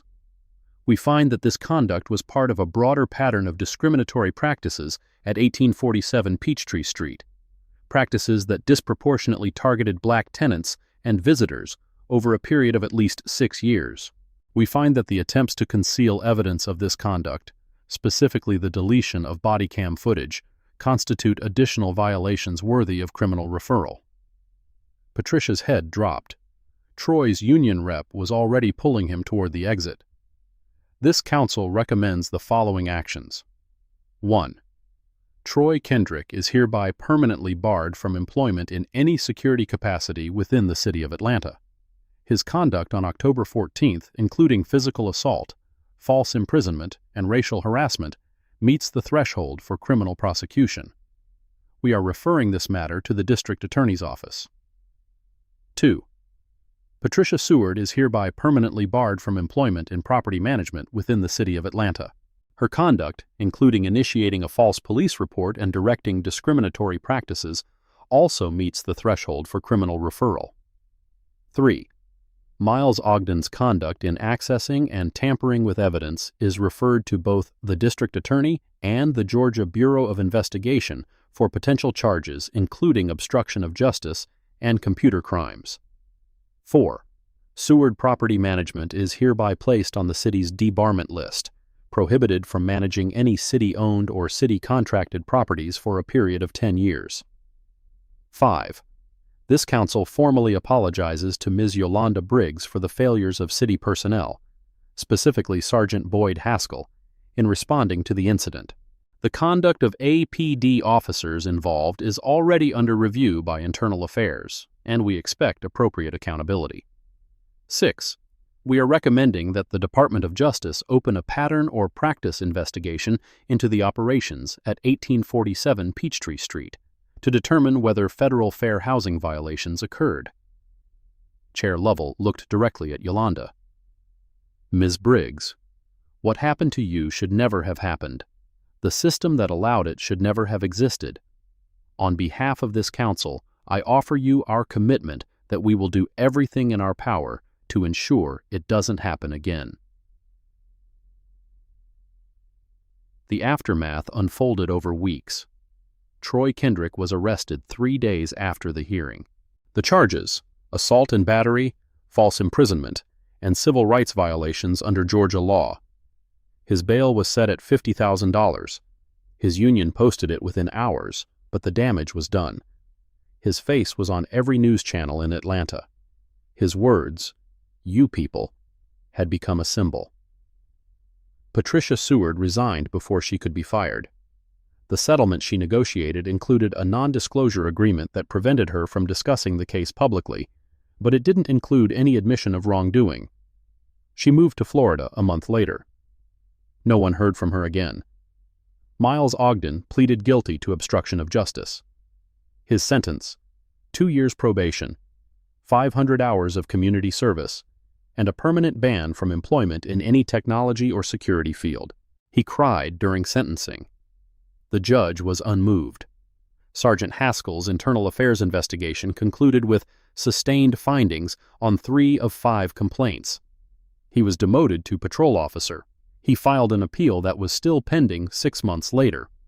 Duncan Foley received a formal reprimand from the Georgia State Bar, not for his conduct in the case itself, but for his failure to verify basic facts before authorizing the removal of a building owner from her own property.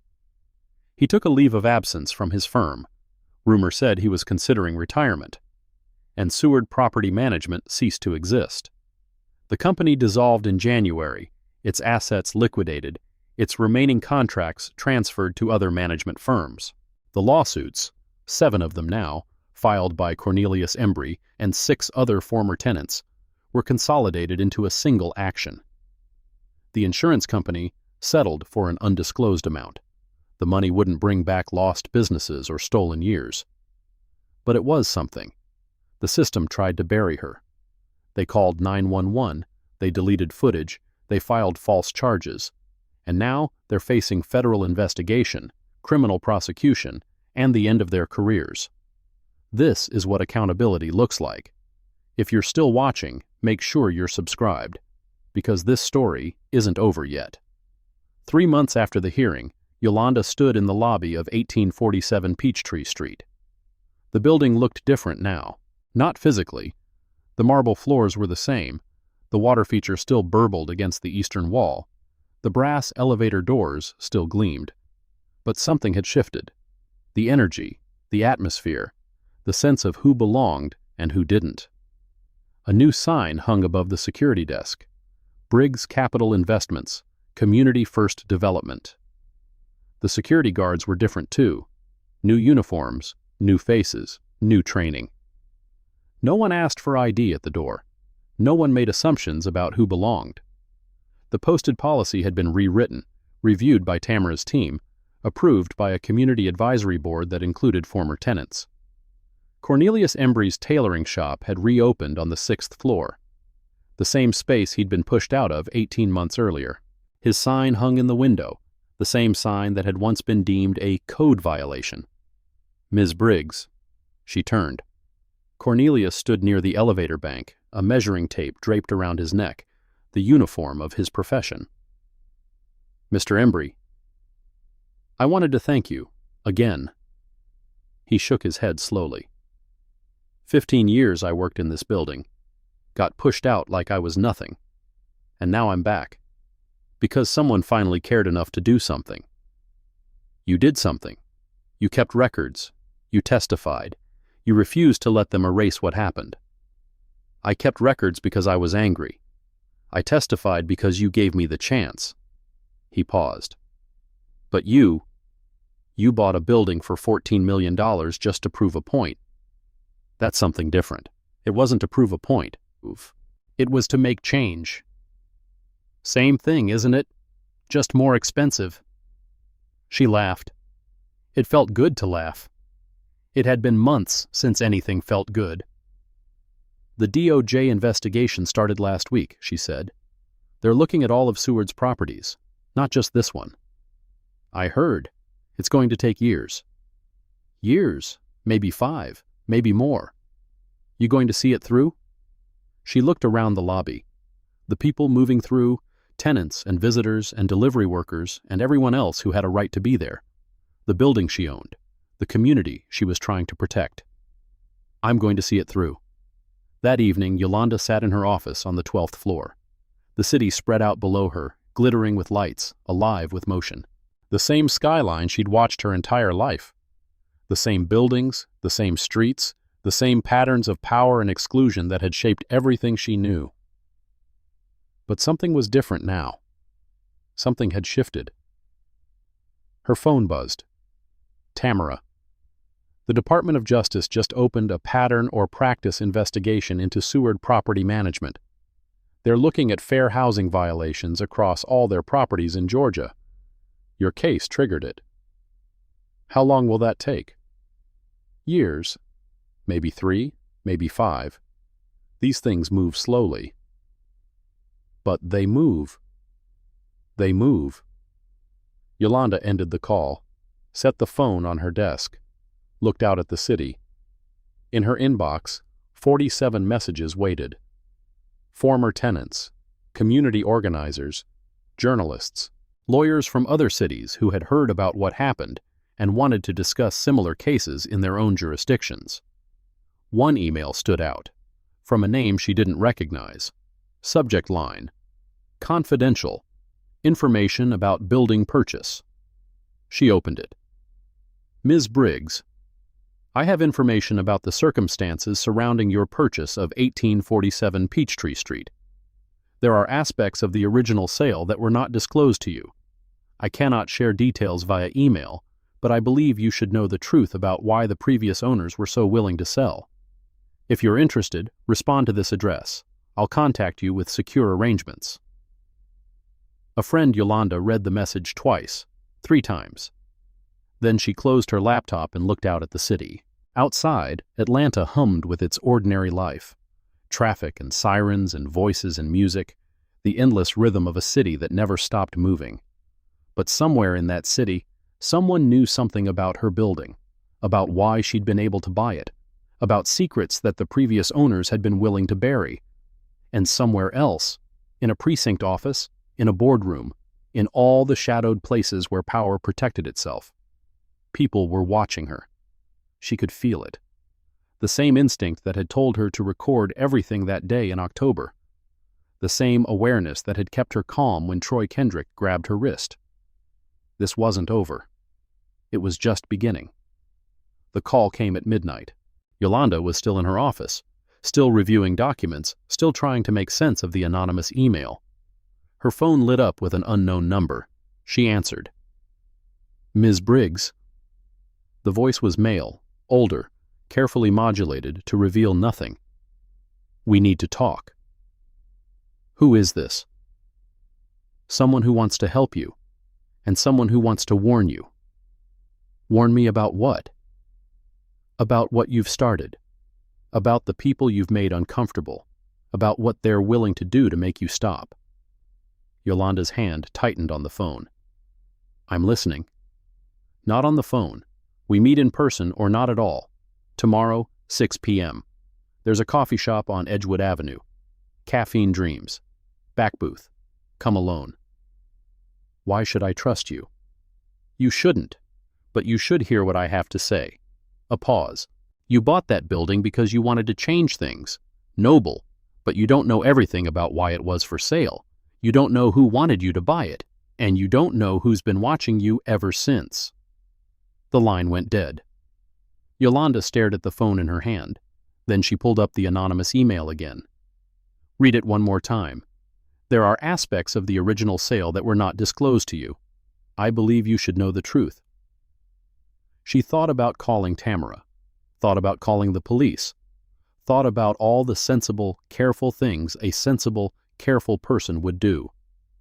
Then she thought about Troy Kendrick's hand on her wrist, about Patricia Seward's voice saying, she doesn't belong here, about the 51 seconds someone had tried to erase. She had fought to get this far. She had forced the truth into the light. She had made powerful people uncomfortable. And now someone wanted to tell her something they didn't want her to know. Tomorrow, 6 p.m. Caffeine Dreams. Back booth. She would be there. The coffee shop was half empty at 6 p.m. Yolanda arrived 10 minutes early, scoped the place from outside before entering. 2 exits. Cameras in the corners.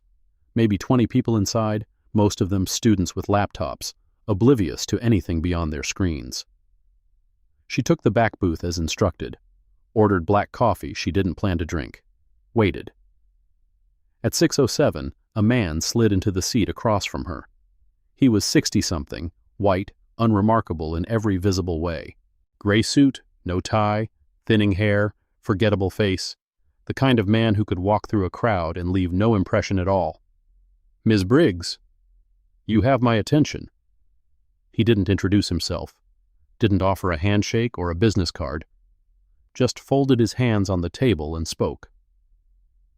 3 years ago, the previous owners of 1847 Peachtree Street were in trouble. Not financial trouble, legal trouble.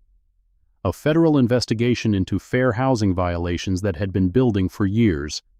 They knew it was coming. They knew they wouldn't survive it. I didn't know about any investigation. Because it was sealed, classified as ongoing. The DOJ was building a case, a big one. Not just one building, a whole network of properties, managed by connected companies, all running the same playbook. Push out black tenants, raise rents, reposition buildings for a different demographic. Yolanda's coffee sat untouched. What does this have to do with me? The previous owners got word the investigation was coming. They panicked, started looking for a way out. And then, very conveniently, a buyer appeared. Someone willing to pay full market price. Someone with deep pockets and no connection to the original ownership group. I found that property through normal channels. You found it because they wanted you to find it. The man's voice was calm, matter of fact. The listing was targeted. The broker who contacted you was paid to contact you. The whole thing was arranged to put the building in your hands before the investigation could reach it. Why me? Because you were perfect. Black woman, successful investor, community-focused. If the building changed hands to someone like you, the investigation would lose its target. The previous owners could claim they'd sold to avoid exactly the kind of discrimination they were being accused of. And you, without knowing it, would provide them cover. Yolanda felt something cold settle in her stomach. They used me. They tried. But then you did something they didn't expect. You actually investigated. You documented. You exposed the very system they were hoping you'd help them hide. He almost smiled. You were supposed to be their escape hatch. Instead, you became their worst nightmare. Who are you? Why are you telling me this? I'm someone who's been tracking these networks for a long time. Someone who wants to see them fall. And someone who knows that the investigation that was sealed 3 years ago, the one the previous owners were running from, was just reopened. The DOJ investigation that Tamara mentioned is bigger than you know, and you're at the center of it now, not as a target, as a witness, maybe the most important witness they have. The man slid a flash drive across the table. Everything I just told you, documentation, names, connections, the whole network, it's encrypted. The password is the date you closed on the building, written as 8 digits. Don't open it on any device connected to the internet. He stood. Be careful, Ms. Briggs. You've made powerful people very uncomfortable, and they don't stay uncomfortable for long. He walked out of the coffee shop without looking back.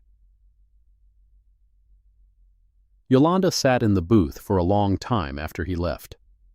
The flash drive felt impossibly heavy in her hand, a small piece of plastic that contained, if the man was telling the truth, the key to a conspiracy that stretched far beyond a single building in Atlanta.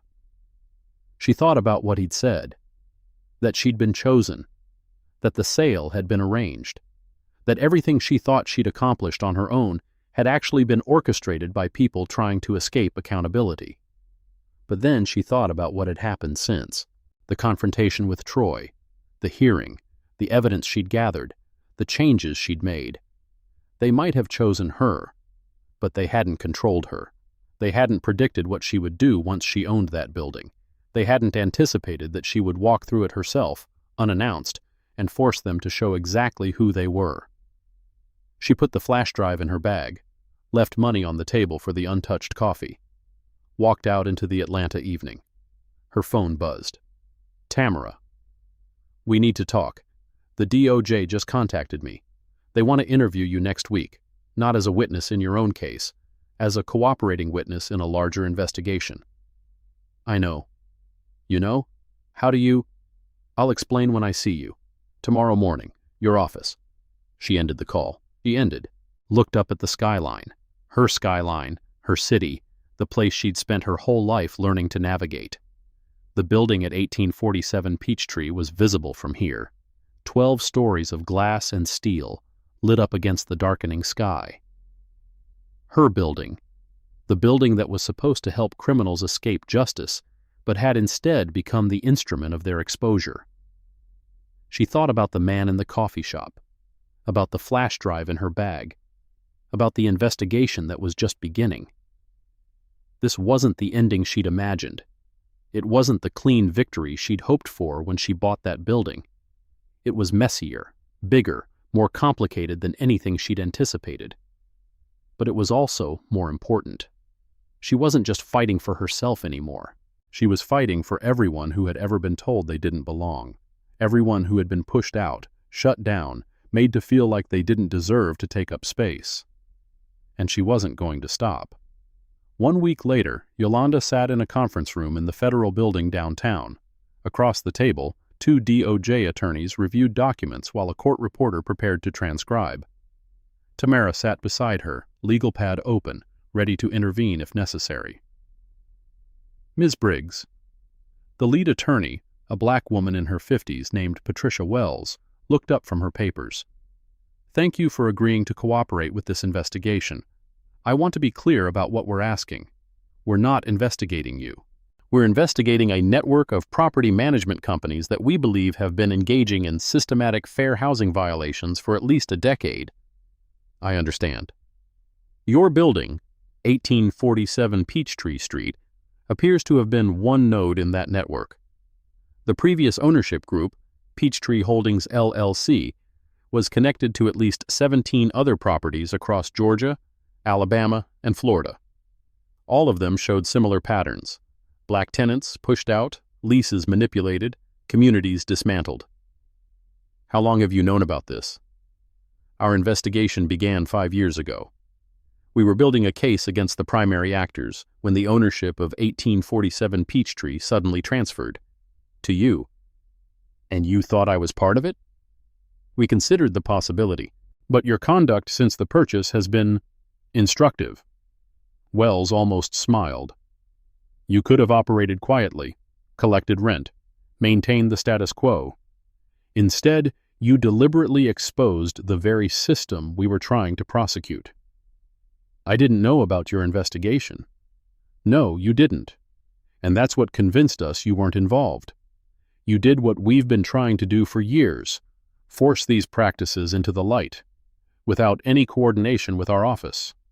You did it because you believed it was right. Yolanda thought about the man in the coffee shop, the flash drive still sitting in a secure location, waiting for the right moment. I have something that might help you. She told them about the meeting, about the encrypted files, about the network of connected properties, and the deliberate arrangement of her purchase. When she finished, Wells leaned back in her chair. You understand that if this information is verified, it significantly expands the scope of our investigation. I understand. It also means that the people responsible, people who have been operating with impunity for a very long time, are going to be extremely motivated to stop you. They already tried. It didn't work. Wells studied her for a long moment. Ms. Briggs, I've been doing this job for 23 years. I've seen a lot of people with good intentions get crushed by systems bigger than themselves. But I've also seen, rarely, people who manage to change those systems. People who refuse to back down no matter what. Which kind do you think I am? I think you're the kind who walks into a building you own, lets security drag you out in handcuffs, and then uses it to tear down everything they built. Wells smiled. I think you're exactly what we need. The investigation expanded. Over the following months, the DOJ subpoenaed records from 17 properties across 3 states. They deposed former managers, former tenants, former employees. They traced financial connections between seemingly unrelated companies. They built a case that would eventually result in the largest fair housing settlement in Georgia history. Yolanda testified 6 times. Each time, she told the same story. The story of what she'd seen, what she'd experienced, what she'd documented. Each time, the picture grew clearer. The network was bigger than anyone had guessed, the pattern older, the harm deeper. And at the center of it all, somehow, was a building at 1847 Peachtree Street that had been meant to disappear into legitimate ownership before anyone could ask questions. Instead, it had become the key that unlocked everything. 1 year after the city council hearing, Yolanda stood at the podium in the lobby of 1847 Peachtree. The building was full. Tenants, community members, journalists, city officials. The new sign hung behind her. Briggs Capital Investments, Community First Development. 1 year ago today, she began, I walked into this building for the first time. I was wearing a gray sweater and old sneakers. I had a notebook in my bag and a plan in my head. I wanted to see for myself what was happening in a building I'd just purchased. I wanted to understand who it served and who it excluded. She paused. Let the memory settle. What I found was a system designed to push people out, not with violence, not usually, but with bureaucracy, with rent increases and code violations and market adjustments, with assumptions about who belonged and who didn't, with 1,000 small cruelties that added up to something very large and very ugly. I was dragged out of my own lobby in handcuffs. I was charged with trespassing on my own property. I was called suspicious because I was taking notes, because I didn't look like someone who should be there. But what they didn't know, what they couldn't have known, was that I'd spent my whole life preparing for that moment, learning how systems work, learning how to document, learning how to fight back. And I'm not the only one. This room is full of people who fought back, who kept records, who testified, who refused to let their stories be erased. Cornelius Embry, who lost his business and then rebuilt it. The Hendricks family, who almost lost their daycare and held on. Dozens of others who came forward because they believed the truth mattered. Today, I'm proud to announce that every former tenant who was pushed out of this building has been offered the opportunity to return, at their original rent, with lease protections that ensure they can never be targeted again. Some have accepted, some have moved on, but all of them know they have a place here if they want it. This building is not mine. Not really. I own the deed, but the building belongs to the community. To everyone who was told they didn't belong and refused to believe it. To everyone who fought for something better. 1 year ago, I walked into this lobby and they dragged me out. Today, I'm standing in this lobby and I'm inviting everyone in. The applause started slowly, built, filled the space. And Yolanda Briggs, who had been seized, handcuffed, arrested, and vindicated, looked out at the crowd and smiled. That night, alone in her office on the 12th floor, she read the final email in her inbox. It was from Patricia Wells at the DOJ settlement finalized. 17 properties, $63 million in damages. Pattern or practice consent decree. Requiring federal monitoring for the next 15 years. Largest fair housing case in Georgia history. Couldn't have done it without you. P.W. Yolanda closed her laptop, looked out at the city. The building at 1847 Peachtree glowed in the darkness. Every floor lit up, every window bright. But even now, even after everything, there were questions that remained unanswered. The anonymous email she'd received months ago was still archived. The flash drive had been turned over to the DOJ, its contents absorbed into their investigation. But the sender had never been identified. The friend who had wanted to help her had disappeared into the same shadows he'd emerged from. And there was one more thing. The bodycam footage from Sergeant Haskell, The 10 minutes that had been lost to technical malfunction had never been recovered. The IA investigation had sustained findings against him. He'd been demoted, transferred, rendered harmless. But someone had erased those 10 minutes. Someone had made sure the conversation between Haskell and Troy, before they'd approached her, would never be heard. What had they said to each other? What had they agreed to do? She would probably never know. But she knew this.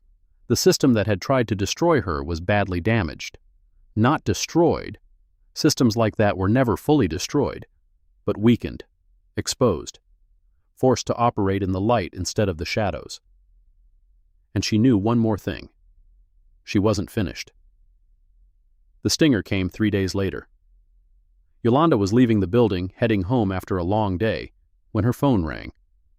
Unknown number. She answered. Silence on the other end.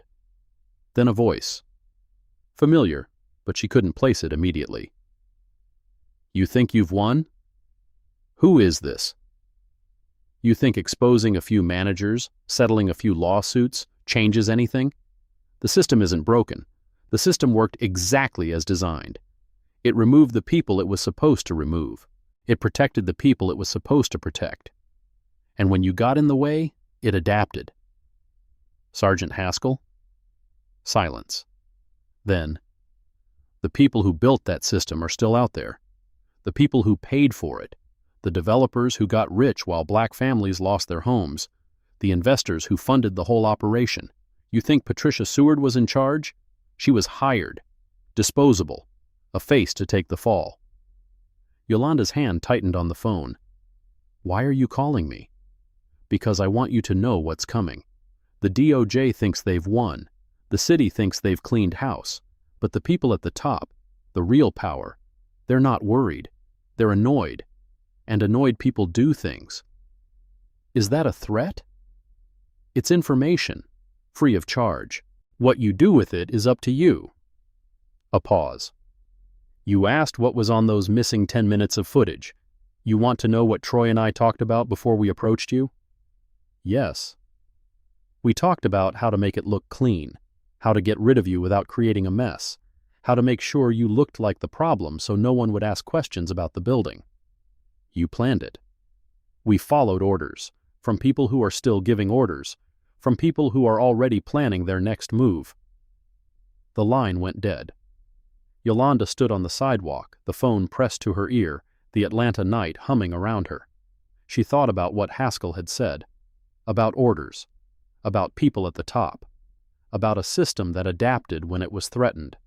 She thought about the anonymous email, the flash drive, the investigation that was complete but felt anything but. She thought about the building behind her building, her community, her responsibility, and she thought about what came next. The fight wasn't over. It was never over. But she was still standing, still fighting, still refusing to let them tell her she didn't belong. She put the phone in her pocket, looked up at the skyline one more time. Then she walked home through the Atlanta night, already planning her next move.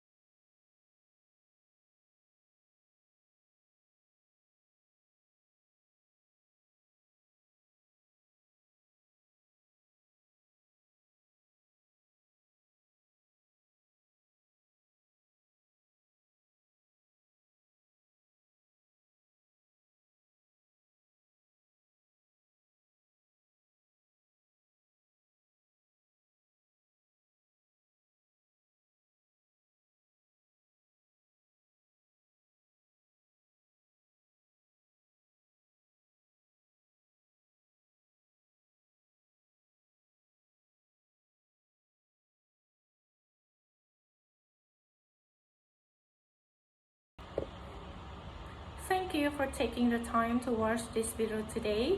If you found the content helpful, please remember to like and subscribe so you won't miss our upcoming episodes. If you have any questions or suggestions, feel free to leave a comment below. We are always here to listen.